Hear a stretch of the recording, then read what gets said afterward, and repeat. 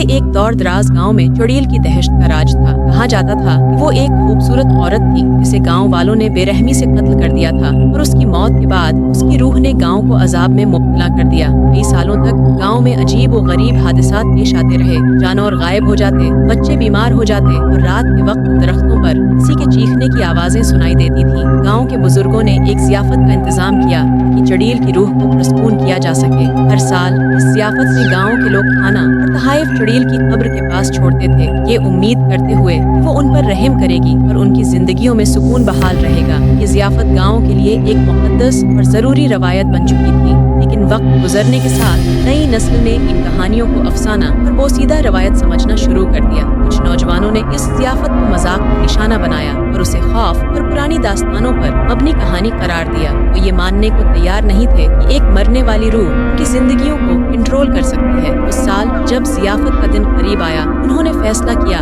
वो इस बेमानी रवायत को खत्म करेंगे। रात को जब पूरा गांव जियाफत के लिए जमा हुआ, वो नौजवान खामोशी से एक जगह इकट्ठे हो गए और जियाफत का बाइकाट करने का फैसला किया। उन्होंने दिलेराना अंदाज में कहा वो चुड़ैल से नहीं डरते और वो रात को घर में बैठकर जश्न मनाएंगे। जैसे ही रात ढली, गांव में खामोशी छा गई। हर कोई अपने घरों में बैठा इंतजार कर रहा था, लेकिन इन बागी नौजवानों के दिलों में एक अजीब खौफ ने जगह बना ली थी। रात का वक्त हो चुका था, चांदनी गांव के मैदान पर फैल रही थी। नौजवान हिनिसते, मजाक करते, लेकिन दिल की गहराइयों में अजीब बेचैनी थी। अचानक हवा में एक सर्द झोंका आया और दरख्तों के पत्ते हिलने लगे। जैसे जैसे वक्त गुजरता गया, हवा में सरगोशियां सुनाई देने लगे, जैसे कोई उनके उर्द गर्द मौजूद हो। एक नौजवान ने मजाक में कहा, लगता है चुड़ैल हमसे मिलने आ रही है आवर। उसके अल्फाज के साथ ही एक भयानक आवाज गूंजी, जैसे कोई औरत दौर से चीख रही हो। नौजवानों ने आपस में हैरत से देखा, लेकिन अब उनकी आंखों में खौफ झलक रहा था। अचानक दरख्तों के साए में से धुंधली शक्ल नमोदार हुई।